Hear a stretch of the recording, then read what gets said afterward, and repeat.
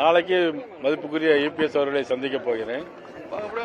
ஏற்கனவே கூட்டணி பாட்டாளி மக்கள் கட்சியினுடைய கூட்டணி வந்திருக்கிறது. பத்திரிகையாளர்கள் நிறைய கேட்டாங்க, உங்களை விட்டு நிறைய பேர் பிரிஞ்சு போறாங்களே அப்படின்னு சொல்லி கேட்டிருந்தாங்க.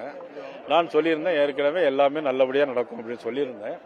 அதனுடைய அடிப்படையில் முதல் கட்டமாக மதிப்புக்குரிய அன்புமணி ராமதாஸ் அவர்கள் கூட்டணியில் இணைந்திருக்கிறார்கள். அதனைத் தொடர்ந்து அண்ணன் இபிஎஸ் அவர்கள் உள்துறை அமைச்சர்களை சந்தித்து பேசிவிட்டு வந்திருக்கிறார்கள்.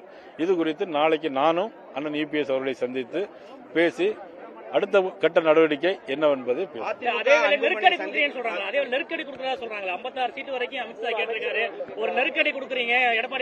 யாருக்கும் பாரதிய ஜனதா கட்சியை பொறுத்த மட்டிலும் யாருக்கும் எங்களுடைய கூட்டணியில் எந்த நெருக்கடியும் யாருக்கும் கிடையாது.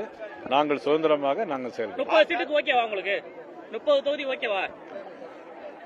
அதாவது தொகுதி எத்தனைங்கிறது முக்கியமல்ல, யார் முதலமைச்சராக இருக்கக்கூடாது என்பது முக்கியம்.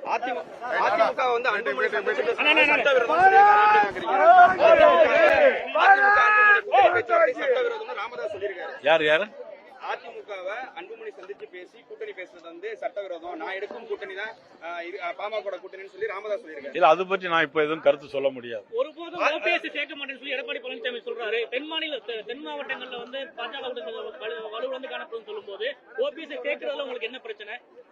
இல்ல, அது பத்தி நான் ஒன்னும் கருத்து சொல்ல முடியாது. ஜனநாயகனுக்கு வந்து தணிக்கை சான்று கொடுக்காததுக்கு வந்து பிரதமர் தான் காரணம் அப்படின்னு சொல்லி குற்றச்சாட்டு காங்கிரஸ் கமிட்டி வந்து ஆதரவு கொடுத்திருக்காரு.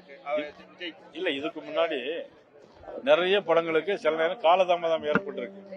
அதற்காக ஒரு பிரைம் மினிஸ்டர் போய் கருத்து சொல்ல முடியாது. சென்சார் போர்டு இருக்கு. சென்சார் போர்டுல என்னங்கிறத தான் பார்க்கணுமே தவிர இதுக்கு ஒரு எடுத்த உடனே ஒரு பிரைம் மினிஸ்டர் போய் கருத்து சொல்ல முடியாது. காங்கிரஸ் வந்து தாவேக்காவை நெருங்கி போற மாதிரி எப்படி பாக்குறீங்க? அது அவங்கள்ட்ட தான் கேட்கணும். நான் ஏற்கனவே சொல்லியிருந்தேன், பல உங்களுடைய மீடியா மீட்டிங் நான் ஏற்கனவே சொல்லியிருந்தேன்.